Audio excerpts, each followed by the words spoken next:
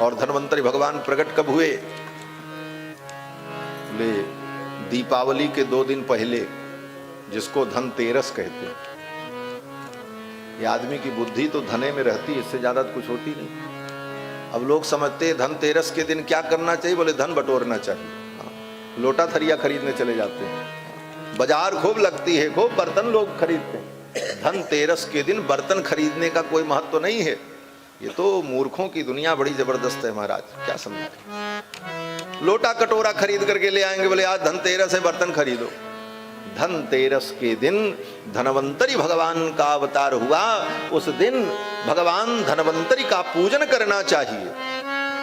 और धनवंतरी भगवान अमृत कलश लेकर के प्रकट हुए, आयुर्वेद के ग्रंथ को लेकर के समुद्र से प्रकट हुए, और समस्त प्रकार की औषधियों का मूल जो है आंवला, हरड़ और बहेड़ा, जिसको त्रिफला कहते हैं, ये त्रिफला औषधि, अमृत कलश, आयुर्वेद, इन 3 चीजों को लेकर के धन्वंतरी भगवान प्रकट हुए जगत के कल्याण के लिए। तो धनतेरस के दिन धन्वंतरी भगवान की पूजा करनी चाहिए, और पूजा करने के बाद उनसे आरोग्य की कामना करनी चाहिए कि हमारे जीवन में आरोग्यता हो, हम अमृत तत्व को प्राप्त करें। हे परमात्मा, वयम अमृतस्य पुत्राः, हम उस अमृत परमात्मा के पुत्र हैं, और वो परमात्मा हमें भी अमृत प्रदान करें, हमारे जीवन में अमरत्व आ जाए, हम भी अमर हो जाएं। अमर होने का मतलब क्या है? बोले सदा सदा के लिए भगवान के चरणों को प्राप्त करने, यही अमर होना है। अमर होने का मतलब कि हम मरे नहीं। और मरेंगे कब? बोले जब दुनिया में पैदा होंगे तभी तो मरेंगे। तो ऐसी कृपा ठाकुर की हो जाए कि हमें संसार में फिर पैदा न होना पड़े। अगर हम पैदा नहीं होंगे तो फिर मरेंगे नहीं, इसका मतलब हम अमर हो गए, यही अमरत्व है। ये अमरत्व जीवन में आवे, लेकिन ये कब आएगा? बोले जब गोविंद के चरणों में पहुंचे। इस भावना से धनतेरस के दिन धनवंतरी भगवान की पूजा करनी चाहिए, इसीलिए कथा सुनी जाती है। कथा में ही इन सारी बातों का उत्तर मिलेगा। कहां मिलेगा? कथा में आएंगे तभी वो चीज आपको मिल जाएगी जो आप स्वयं ढूंढते ढूंढते मर जाएंगे, नहीं मिलेगी, वो कथा मिल जाएगी। अन्यथा मत समझना। आप ये समझो कि सब वेद, रामायण, गीता, भागवत, सारी पोथी ला करके आप अपने घर में रखो, और एक एक गुरु के पास जा करके एक एक विषयों का अध्ययन करो। अध्ययन करने के बाद उसका निष्कर्ष निकालो, तब तक आधी जिंदगी बीत जाएगी, आधी क्या पूरी खप जाएगी। लेकिन अगर आप सत्संग में आए तो ना आपको किताब खरीदने की जरूरत पड़ी, न पोथी पढ़ने की जरूरत पड़ी, न किसी गुरु के पास जाना पड़ा, बैठे बैठे निकाला हुआ मक्खन आपको मिल जाता है। इससे बड़ी सुविधा और क्या हो सकती? कितना करना, वो तो पूछो जो करते हैं उनको मालूम है कितना श्रम करना होता।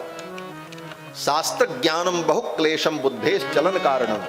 शास्त्र का ज्ञान बुद्धि भ्रमित कर दे महाराज। अनंत शास्त्रम बहुलाश्च विद्या नैको ऋषिर्यस्य वच प्रमाणम धर्मस्य तत्त्वम निहितम गुहायाम महाजनो जेन गतास्स पंथ। तो उस स्थिति को प्राप्त करने के लिए ये सुलभ व्यवस्था परमात्मा ने बनाई कि सत्संग करो, सत्संग करोगे सब मिल जाएगा। और सत्संग कभी मत छोड़ो, सत्संग करो, सत्संग करो। यह अवसर नहीं मिलने का, सत्संग करो, सत्संग करो।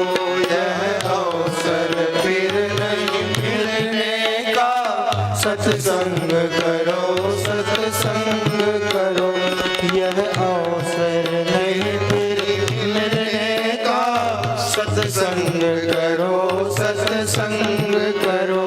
यह वक्त नहीं हिल-डुलने का, सत्संग करो, सत्संग करो।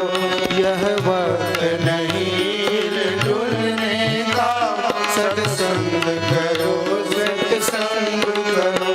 चाहे सारी दुनिया ठुकराए, चाहे धन संपत्ति लुट जाए, चाहे सारी दुनिया ठुकराए, चाहे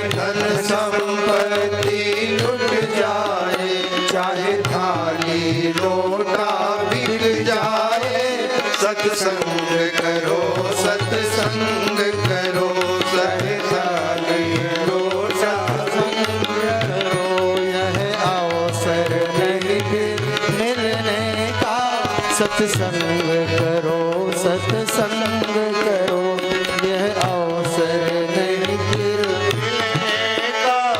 सत्संग करो, सत्संग करो।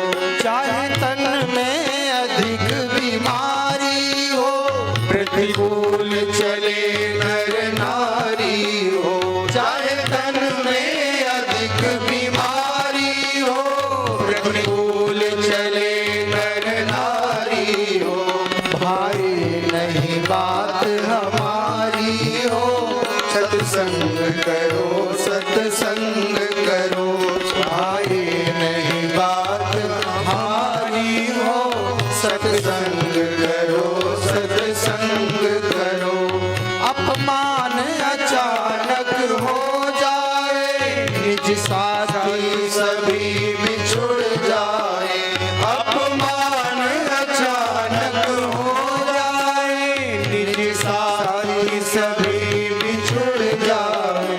चाहे नित्य नई आफत आए, सत्संग करो, सत्संग करो। नित्य नई आफत आए, सत्संग करो, सत्संग करो। यह अवसर फिर नहीं मिलने का, सत्संग करो, सत्संग करो। सत्संग करो, सत्संग करो। ये पद बड़ा महत्वपूर्ण है और ये पद सेठ जी की रचना है। गोरखपुर के गीता प्रेस के सेठ जी श्री जयदयाल गोविंदका जी, उनकी ये रचना है कहते हैं। और ये सत्य घटना पर आधारित है। उनके पास कुछ नहीं था, एक महात्मा के साथ सत्संग हुआ और उन महात्मा को विदा करने के लिए उनके पास व्यवस्था करने के लिए कुछ था नहीं सेठ जी को। सेठ थे, चांदी की गिलास और चांदी की कटोरी पूजा में रखते थे, वही बचा था। अंत में उन्होंने उसको भी बेच करके उन संत की सेवा की और उनको विदा किया। और उसी पर उन्हें यह भाव आया कि सत्संग करो, सत्संग करो, चाहे थाली लोटा बिक जाए, सत्संग करो, सत्संग करो। ये बात मुझे भी नहीं मालूम थी, लेकिन अभी इसके पहले मैं दिल्ली कथा करने गया। जीवन तो पूरा सीखने के लिए मिला है महाराज, मरते दम तक सीखना है, कभी पूर्णता नहीं होती। दिल्ली में मैं कथा करने गया तो एक माताजी हैं सुमित्रा मैया, वो मुझे अपना बेटा ही मानती हैं, बड़ी उनकी श्रद्धा है, श्रद्धा भी है, वात्सल्य भी है। और वो महाराज श्री राम सुखदास जी की सत्संगी हैं, उनके साथ उन्होंने बहुत सत्संग किया है। तो वो संस्मरण सुनाने लगी, महाराज जी ये भजन जो आप गाते हैं कि सत्संग करो, सत्संग करो, ये अवसर फिर नहीं मिलने का, सत्संग करो, सत्संग करो। चाहे सारी दुनिया ठुकराए, चाहे धन संपत्ति लुट जाए, चाहे लोटा थाली बिक जाए, सत्संग करो, सत्संग करो। ये किसकी रचना है?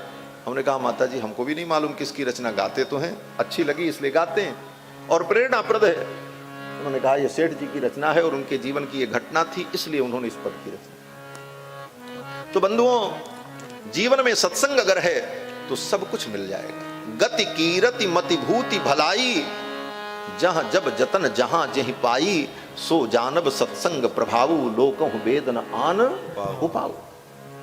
गति कीरति मति भूति भलाई, कुछ भी संसार में किसी को मिला तो सत्संग से मिला। दुनिया के सारे काम बंद हो जाएं, लेकिन सत्संग मत छोड़ना, ये प्रतिज्ञा कर लो आज यज्ञ मंडप में। कहीं भी कथा होगी, सत्संग होगा, हम समय निकाल करके सुनने जाएंगे, थोड़ा ही सुनेंगे लेकिन जरूर सुनेंगे। और सत्संग करते रहोगे तो जीवन में सब मिल जाएगा। सत्संग करोगे ज्ञान मिल जाएगा, संत मिल जाएंगे, परम संत मिल जाएंगे और सभी संतों के आराध्य भगवान भी मिल जाएंगे, पक्की बात।